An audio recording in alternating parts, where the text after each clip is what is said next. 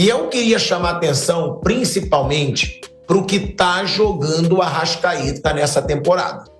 Porque nas 2 últimas temporadas o Arrascaeta foi muito cobrado. Por que ele estava fora de forma? Por que ele estava constantemente no departamento médico? Por que ele era constantemente poupado? E nesse ano, gente, o Arrascaeta, ele está jogando uma monstruosidade. Ele está fazendo gols, é o vice-artilheiro do Campeonato Brasileiro atrás do Caio Jorge. Ele está dando assistência e a assistência dele para o gol do Plata contra o Mirassol é assistência de gênio. É aquela de 3 dedos, ele sem pensar, a bola que estava ali na frente dele, quicando, ele falou, vou botar de 3 dedos. E ele bota com uma precisão absurda. O que o Arrascaeta está jogando no Flamengo nessa temporada, eu me arrisco a dizer que hoje, porque o Estevão saiu e o Gerson saiu. E tem o Caio Jorge, mas o Caio Jorge acabou de chegar. Está num momento excepcional por menos tempo. Para mim, hoje, o Arrascaeta é o grande jogador do futebol brasileiro. Hoje, tem o Caio Jorge ali querendo chegar junto, mas o que o Arrascaeta está jogando, gente, é brincadeira. Surpreende porque nem sempre, né? As contratações, o cara chega e adapta rapidamente, mas ele tá bem à vontade, tá jogando bem, é um jogador que tem a jogada individual muito forte no mano a mano ali pela ponta, contra o lateral adversário, por exemplo, ele tem esse tipo de jogada em que ele normalmente leva vantagem. O Arrascaeta é um armador, é um articulador que joga bem avançado no Flamengo. São 2 jogadores de alto nível e o Lino bem à vontade. O Emerson Royal não jogava desde janeiro, demora um pouquinho mais. O Saul, já algumas temporadas ele não vem bem, então são jogadores que devem demorar um pouquinho. Acho que hoje nenhum dos 2 vai ser titular do time. Imagino que vai jogar o Varela quarta-feira contra o Inter. O Saul ainda não iniciou nenhuma partida e acho que vai demorar um pouco. O Lino, muito tranquilo, muito à vontade, muito bem, né? Parece que está há mais tempo no clube. E o Flamengo, ele lidera o brasileiro porque finalmente ele leva o brasileiro como uma prioridade, que é o correto. Acho que o maior ponto de crítica do Flamengo nos últimos anos em relação a resultado de campo é não ganhar o brasileiro desde 2020. Isso é muito louco, porque esse é o campeonato em que pesa mais você ter mais dinheiro, você ter mais elenco. O Flamengo hoje tem uma condição financeira muito boa, tem condição de contratar jogadores muito bons para o mercado aqui da América do Sul. E ele tem quase sempre o melhor elenco do país nos últimos anos, ou pelo menos um dos 2 melhores.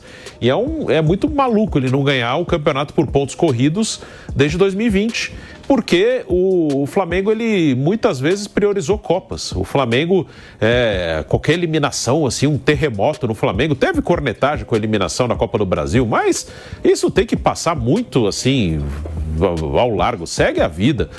Claro que o time tentou passar e não conseguiu, mas a Copa do Brasil, acho que ela foi colocada como ela deve ser, é a 3ª competição.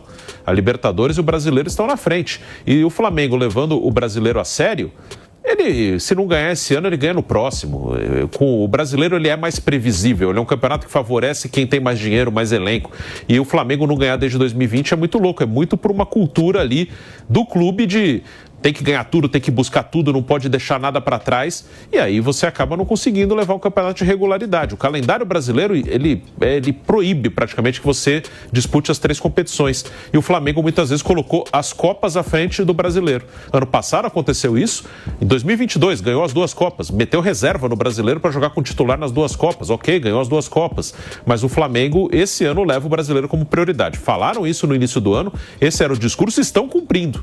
Eu tinha muita dúvida se a diretoria, parte política do clube, ia bancar uma eliminação de uma Copa do Brasil e seguir a vida. E levou bem até certo ponto. Teve a cornetagem em algum lugar, mas a diretoria manteve a convicção de que o brasileiro é uma prioridade. E está correto. Um time que investe, que o Flamengo investe, tem que levar o brasileiro como prioridade.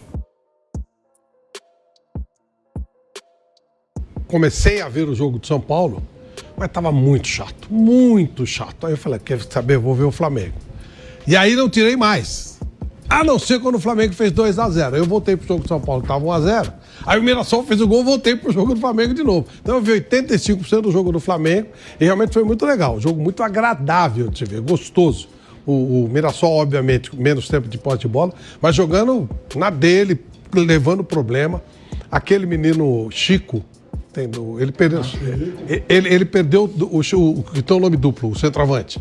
Ele perdeu 2 ou 3 gols, mas ele tem muita habilidade. Ali ele podia ter, né? Ele foi muito infeliz, mas ele fez a jogada bem, bateu errado.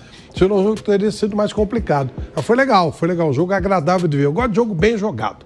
E o jogo de ontem foi um jogo bem legal, bem gostoso de se ver. Jogo agradável. Usei até esse termo, jogo agradável. E o Flamengo mereceu ganhar, mas foi brigado, né? Você pode, obviamente, se defender contra o Flamengo. Mas você pode jogar também. E quando o Mirassol tinha bola, ele jogava. Ele achou espaços contra o Flamengo. Ele criou oportunidades. Foi bom, foi interessante o resultado. Foi justo, mas foi justo na medida mesmo. Justo 2-1. Fosse mais que isso, já não seria tão justo, porque o Mirassol jogou de igual para igual. Só como